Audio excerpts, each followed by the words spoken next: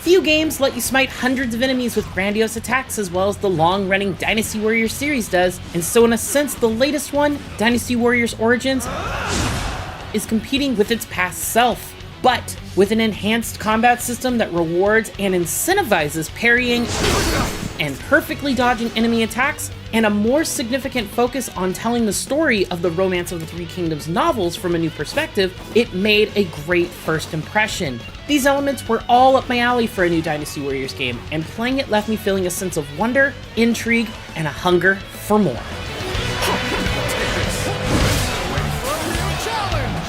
Playing Origins was one of those odd phenomena where the images on the screen finally matched what my younger brain had been seeing when playing earlier games in the series. Bases were bigger, forests were lusher, and the screen was filled with more enemies for me to slash and punch on my way to victory than ever before. The spectacle and visuals of Origins are the best they've ever been, and sure, a lot of that is thanks to the power of modern hardware, but it's also the quality of everything on display. Long gone are the barren lands and mostly identical trees of Dynasty Warriors 9's open world, the repetitive textures on buildings, or the rock faces surrounding most levels in games before that. Origins' world and characters are full of life, and each one is detailed more than ever, from their armor to their weapons. Furthermore, Dynasty Warriors Origins introduces a new overworld map mechanic to traverse between battles. This diorama-like map can be explored to find various towns or cities to purchase items, NPCs to converse with, and missions to undertake. I only got to view a small portion of the map, but I did catch a glimpse of a fast travel button, meaning there are most likely at least enough of these areas to explore to warrant the need for such a system. Origin's story is told from the perspective of a new original protagonist who will be interacting with important warriors such as Liu Bei, Zhang Fei, and Lu Bu. Yes, that Lu Bu. Origin's story, as the title suggests, also occurs earlier than its predecessors, so the recognizable allies and enemies all have a new youthful vibrancy in and out of combat. And that combat, by the way, felt great. Every swing of my sword or staff was responsive, and perfect parries or dodges were accompanied by flashy animations, with perfect parries giving an even more considerable advantage in turning the tides on opponents. And combos feel better than ever when chained with special moves and other abilities meant to preempt enemy attacks and knock them off balance. Add that to the sounds of the Yellow Turban Army shrieking in fear and death, and the cheers of my allies as my KO counter rose into the hundreds, and it felt like the quintessential Dynasty Warriors experience I have been missing for years. Some may be surprised or caught off guard when hearing about things like perfect parries or dodges in a Dynasty Warriors game. I'm happy to report that those who want to button mash their combos through hordes of enemies will be able to do just that on the lower difficulties, just like in the older games. But for those wanting to push themselves and challenge the harder difficulties, they'll need to make full use of these systems. Playing on Hero Mode saw even regular enemies removing larger portions of my health bar, which typically only happens when facing off against named generals. I put this to the ultimate test against the man, the myth, the legend, Lu Bu, who fought the entire battle atop his steed until breaking his guard.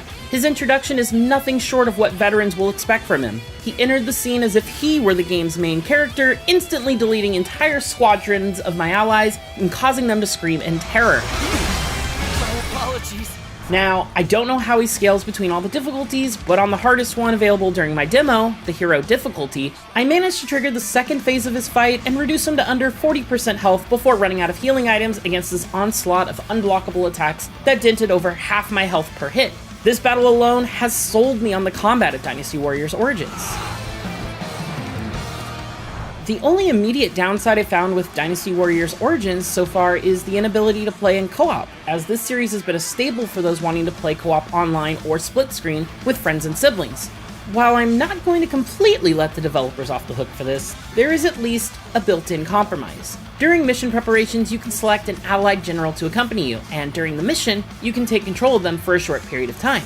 This helps turn the tide in battles, especially if you are low on health or want to destroy many enemies in a shorter period. These generals are much stronger than the protagonists in the game's early hours, and while I only activated the ability once, I learned two things. First, it was incredibly fun and gave me a great taste of other weapon types. And second, it was clear that this mechanic is meant to be one of those you activate when you need to go all in on a fight. It matters not who the leader is, You also gain access to various tactics along the way, like commanding a squadron of archers to rain arrows on enemies. These abilities are fine on their own, but if you use them at the right time, or in the right conditions, they can have an even more powerful effect to devastate armies and lower opponents' morale.